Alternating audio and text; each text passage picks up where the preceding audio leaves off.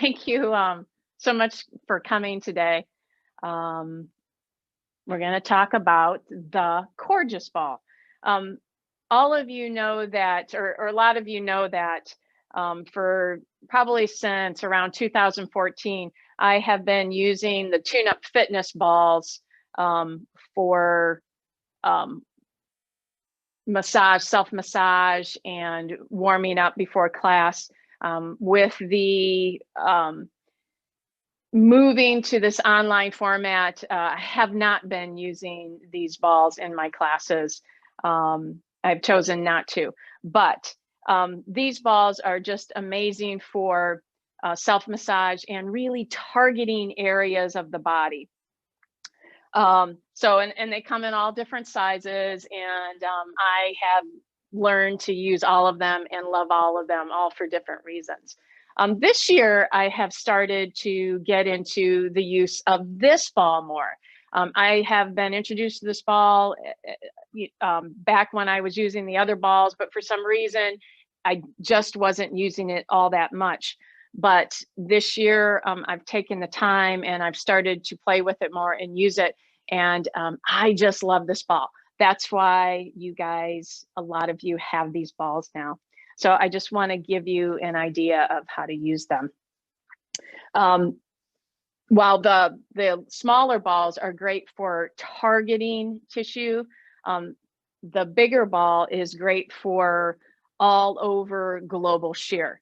So that means just really warming up your body and prepping it and getting it ready for deeper massage. So maybe using the balls again, or for movement, your yoga class, or any, movement for the day, once you get out of bed, just feeling better in your body, being able to embody your body.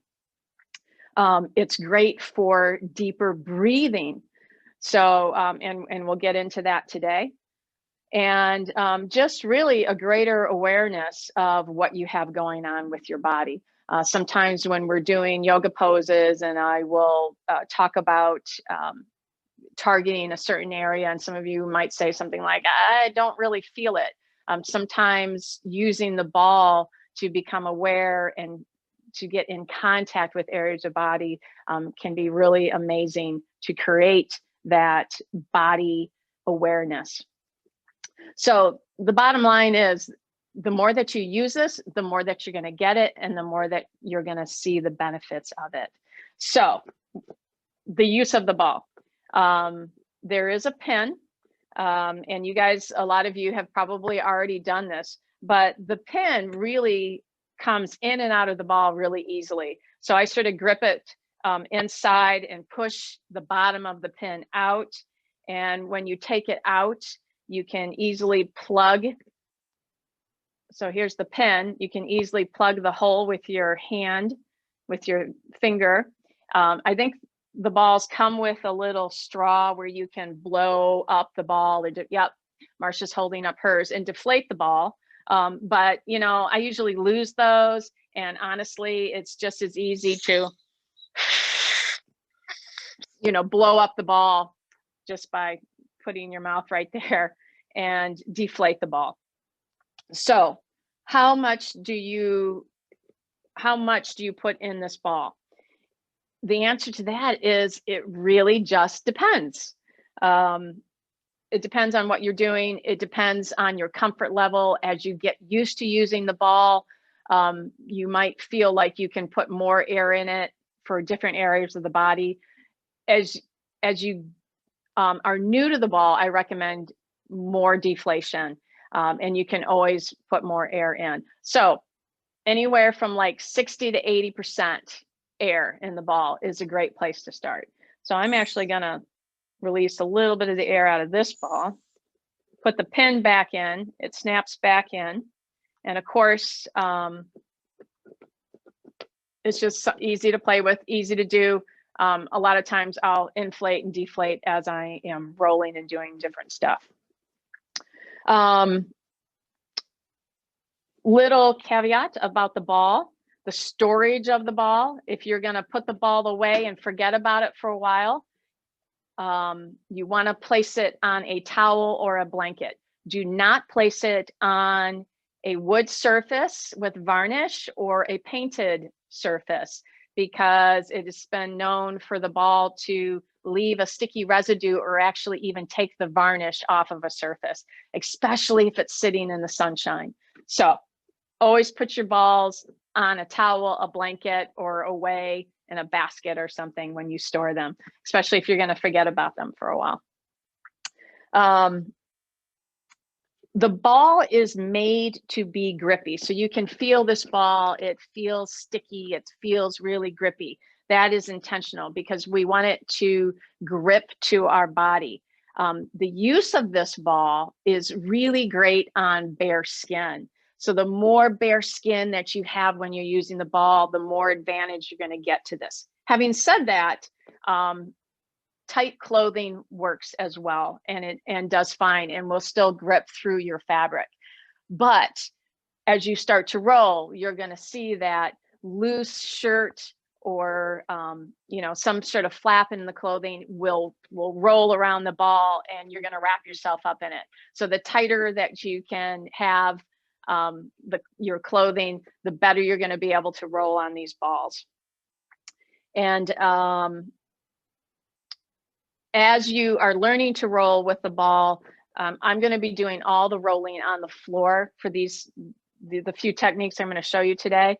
But you can do everything at the wall, and the wall is going to give you less pressure, so you can control that if, as you get started and you find out it's too much, or you're working a sensitive area like the belly.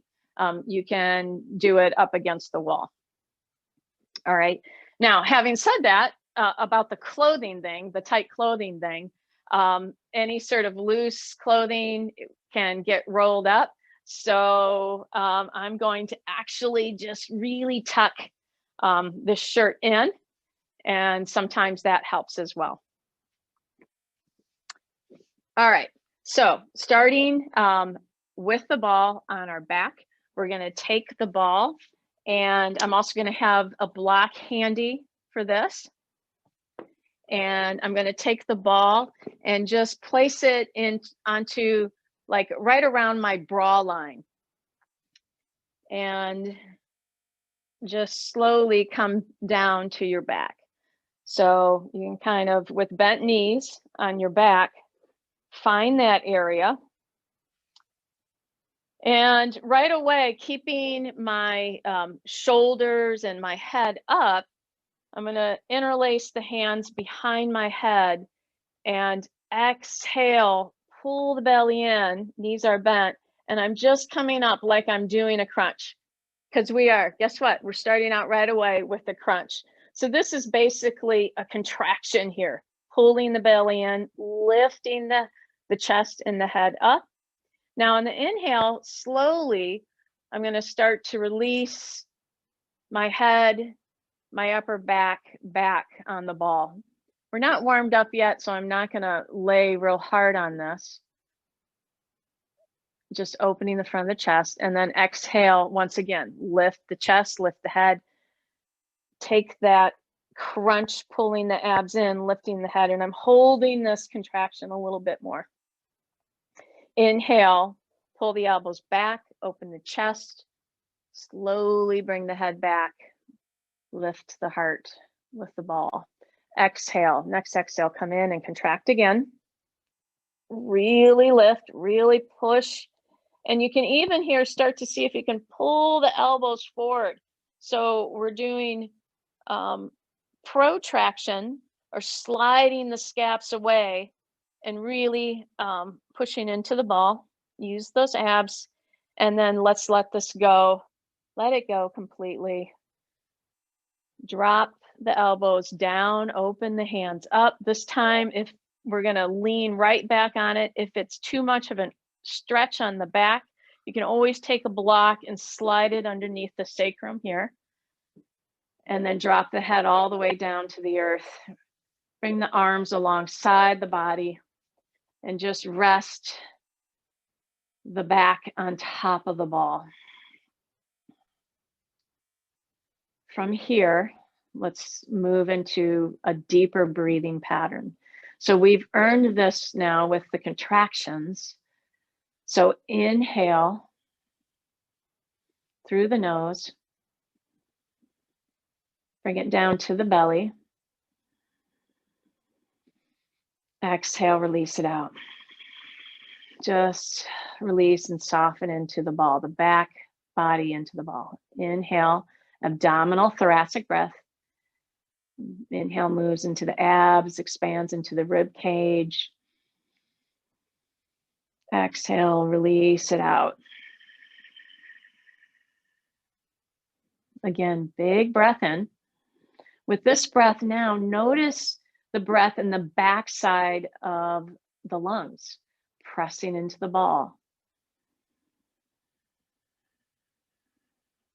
And exhale, release, and let go.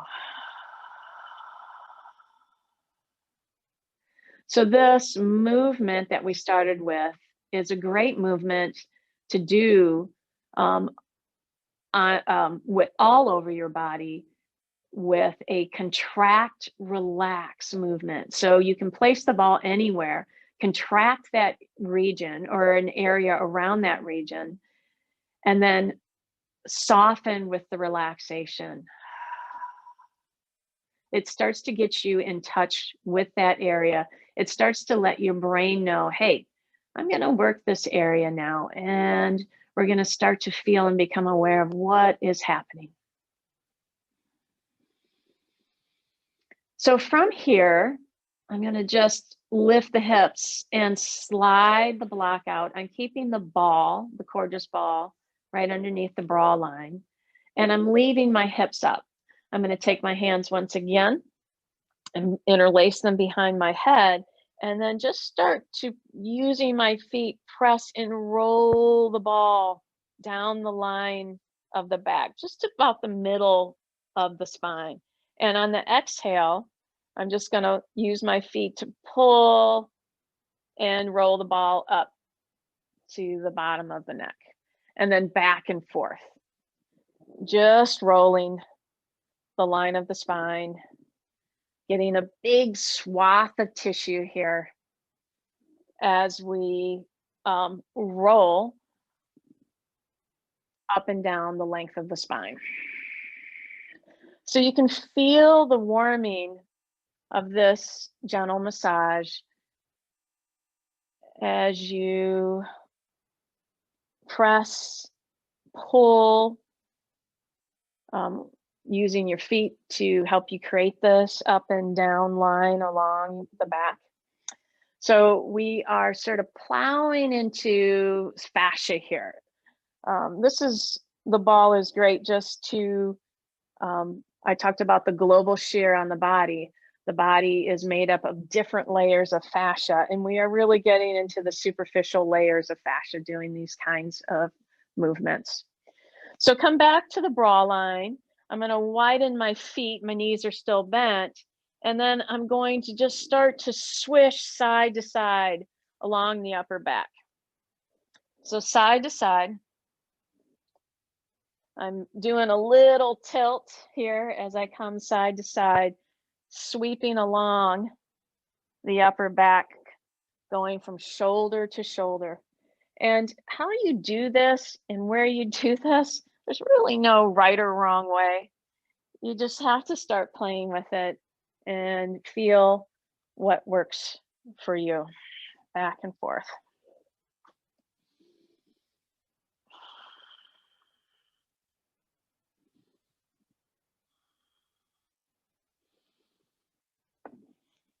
And then from here, I'm just going to rest my hips down for a moment.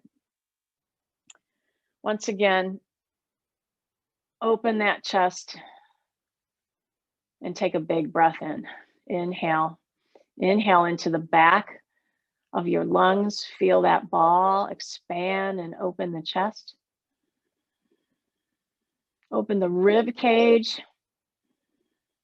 And exhale, release it out. Awesome. So while we're here, I've showed you 3 techniques so far: contract, relax, place the ball on it, contract that area or contract an area, like we did the abs, and then we just let everything open. We went up and down, so along the line, and then we swished back and forth. Another technique is called pin and spin. So keeping the ball where it's at, around the bra line here. And for me, I'm going to interlace my hands just to hold my head. Lift the hips up a little bit. I'm really letting the full weight of my body come into that ball. And from here, not allowing the ball to move, I'm just going to start to spin or walk my feet. So it's taking the ball, grabbing onto my skin or through my shirt, and it's actually moving my skin. But that is creating an amazing amount of shear on the superficial fascia. And those layers of fascia, the outer layer, the mid layer, the deep layers, I mean, it is all throughout the body. And we're allowing for blood flow and heat to rush into these areas. So I've spun one way, and I'm going to take it and I'm going to walk my feet the other way and spin the other way. So it's grabbing onto that skin. And as you start to do this, this starts to feel so amazing. It might not initially, but the more that you kind of play with this, the more you start to get it. So, and then back to the center line. Grabbing the ball, we're going to do some of that same work with the lower body now. So we're going to place the ball on the sacrum and the lower lumbar region. So this thoracic lumbar region is very thick and very dense tissue.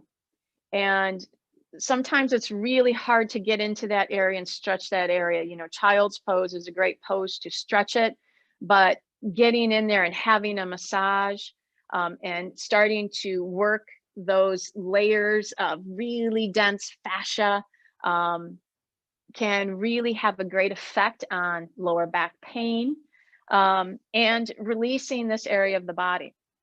So I'm going to place the ball here, and I'm going to come up on my elbows, and we're going to do some of that same stuff where we just slide up and down on the ball. So you can kind of figure out what works for you. Sometimes I use my hands, sometimes I use my elbows. My hips are up, and I'm just sliding back and forth. Now, how long do you do this for? It really doesn't take a lot of time to start to feel the flow of blood and get some of those effects. It's really up to you. You can roll on around on this ball for quite a while, and it's not, it's different than the harder balls, so you can spend as much time as you want. But you don't need a lot of time to start to get the effect. So we went up and down, and now I'm widening my legs, and I'm just swishing the hips back and forth. So sliding back and forth on the ball. And you can get creative. You can do little circles. Again, there's no wrong way to do this.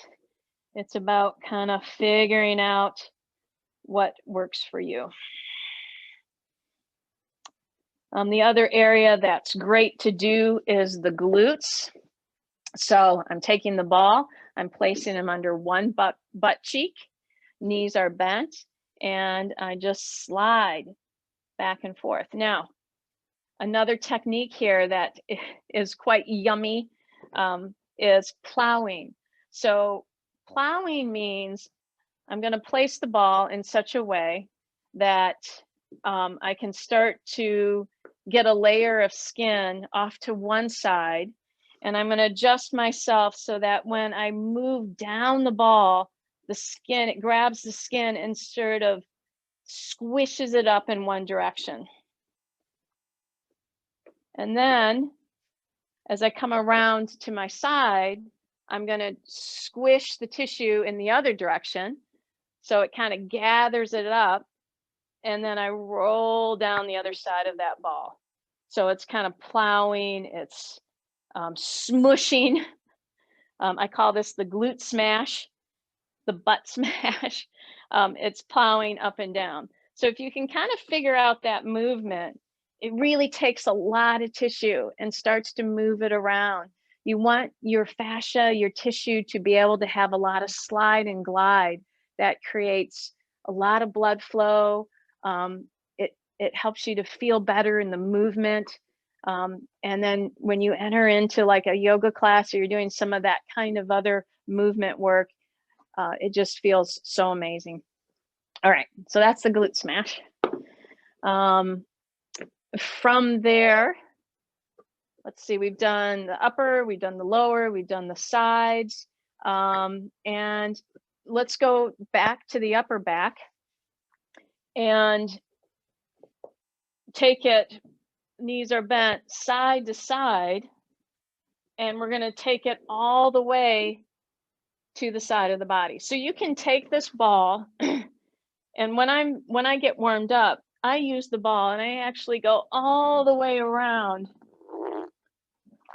and just start rolling all the way around on the ball. So a nice big forest place to do this is awesome. But just to kind of show you, you can really just kind of go in every area. But for right now, we're going to take it, we're going to roll it to the side, just about underneath the armpit. And from here,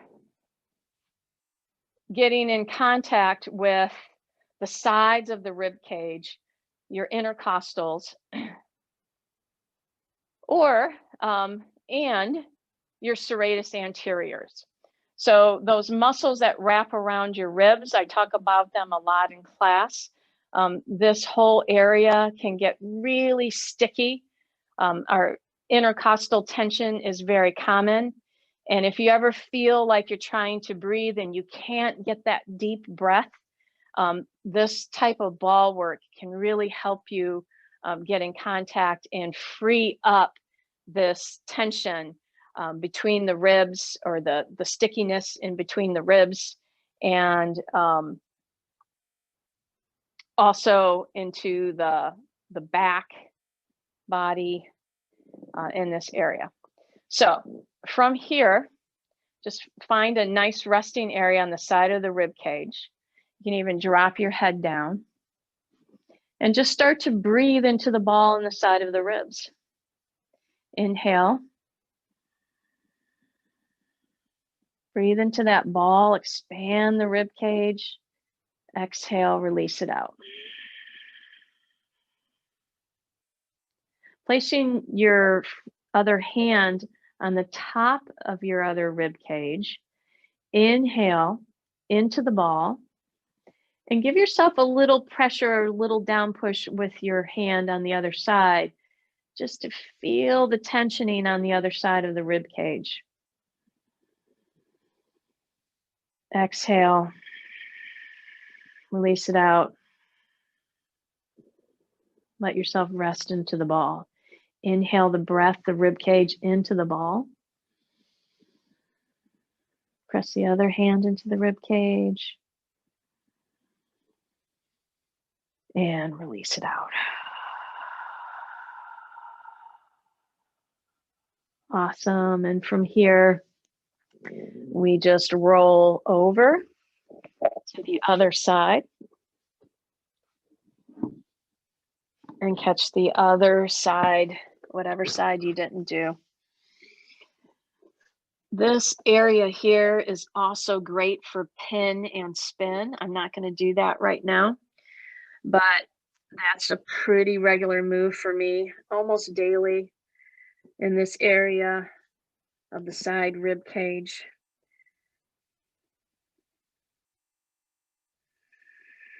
Right now, just finding the breath in the other side. Using the upper hand on the top of the other ribs to press in a little bit. Really feel the ribs press into the ball. And exhale, release it out. So the time you spend breathing with the ball is you know, you can spend a lot of time there just really getting in touch with the breath. And breath work is amazing to do with the ball. So from there, coming back up to a seated posture, the belly, we can do a lot of work using the ball on the belly. I'm not going to do that work today, but I just want to mention it to you because, and you can even use the ball the way that I'm using it right now, just sort of rolling it side to side. That's a really gentle way to start to get into the belly area. You can also do belly work using the ball and leaning up against the edge of a counter, and you can sort of have a little bit less pressure than actually laying on the ball on the floor. Although that is now what I do. The ball work on the belly is great for constipation, for bloating. Just the abdominal muscles can hold a lot of tension. So starting to work on that and understanding what you have going on in this area of the body, the ball really can help with those blind spots. Everything that we're doing in this area of the body, especially in the belly, this area is innervated by the vagus nerve. I talk a lot about the vagus nerve in yoga class, but all the organs in the belly are innervated by the vagus nerve. And when we massage, when we stimulate this area, we are inducing a sense of calm. The brain, your brain, that nerve is telling your brain what the balance of your organs is. And so this kind of work really helps to stimulate the vagus nerve. So also the area of the neck, the vagus nerve runs through this area. So another favorite move I do with the ball is just basically just neck rolling on the front of the neck. So one way to do this is to take the ball, make it a little taunt by pressing into it, opening up one side of the neck, pinning the ball in. And how hard you do this, you'll sort of get the feel for this area. This is sensitive tissue, but you pin in and you just start to, I almost like pin and pull the tissue down slightly and start to roll down the side of the neck. As you come around to the front, you want to go a little lighter because obviously you don't want to press into this tube here. And then just go on over to the other side and roll it up and down the front of the neck.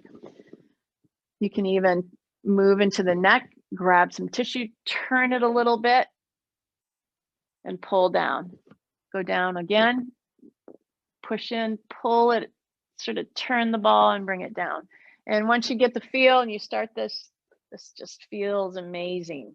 After you go through and you've done this a little bit, bring the ball down, just feel the wash of heat, of blood, the flow down this front of the neck area. Take a big inhale in and exhale it out. So lastly, the ball on the back of the neck, we're going to end here. So I'm just going to come to my back. Once again, knees bent. The ball, I'm going to snug it under my neck in such a way that I can let the head hang off the back. So it's not just under the neck, it's supporting. I'm right up at the base of the bottom of the skull, and I'm resting the upper back, the upper shoulders, the mid section of my shoulders, the top of the scaps on the ball. Arms alongside.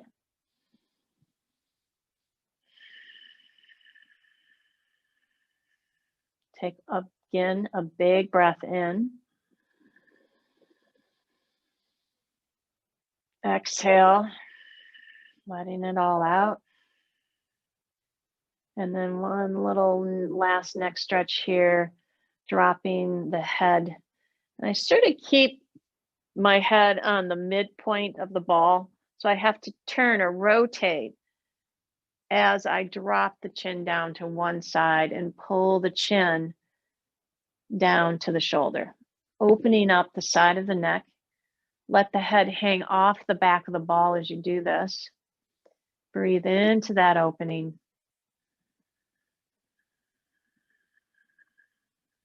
Exhale, release it out.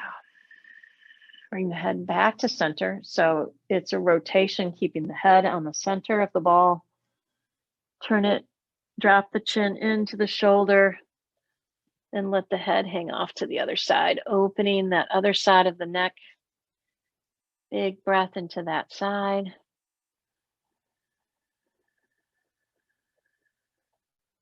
And exhale.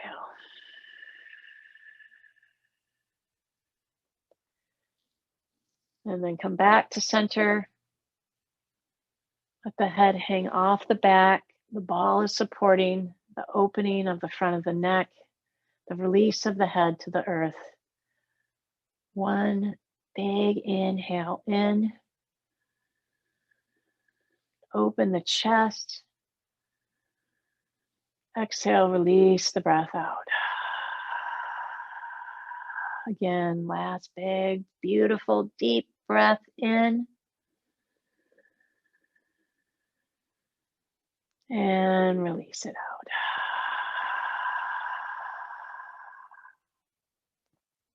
Great place to stay longer. Great way to end. If the ball's deflated enough, you can even take Shavasana here in this pose, in this position. Those are some of my favorite moves with the Coregeous Ball. And I say, namaste.